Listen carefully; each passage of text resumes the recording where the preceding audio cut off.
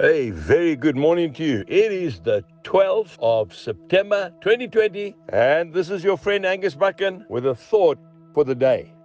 One of the most well-known scriptures in the Bible is Romans chapter 8 and verse 28. And we know that all things work together for good to those who love God, to those who are the called according to his purpose. Sometimes we come to the end of ourselves, don't we? We say that there's no hope for me.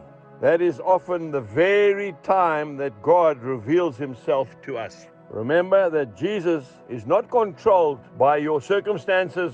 He's not controlled by the situations that we are in, whether they be political, economical, social, or even seasonal. I have seen him move too often, miraculously in my life, to believe that he is controlled by anything.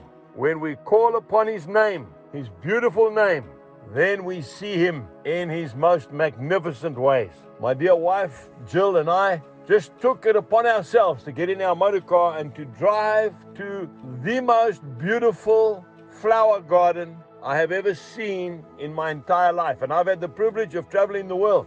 We went down to Namaqualand and we saw God's flower garden in its beauty. Beauty like I've never seen in my life before.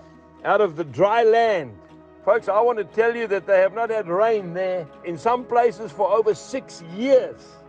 And yet out of the ground, because of a little bit of rain, the most beautiful flowers I have ever seen in my life.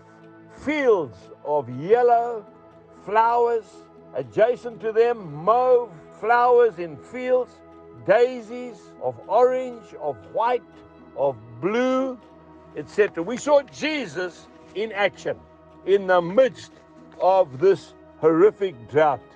It has persisted for so long, and yet he is not controlled even by the drought. I have never in my life, I'm a farmer, seen flowers looking so beautiful, like the Lord has planted them himself, and obviously he has.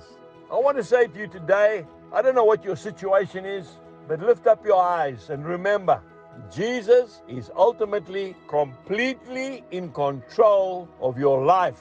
Call upon him and he will answer you, and he will show you great and mighty things of which you have never seen before. Jeremiah chapter 33 and verse 3. Remember, that's his telephone number. Talk to him today. Have a beautiful day as you keep your eyes upon the soon coming Savior of the world. Goodbye.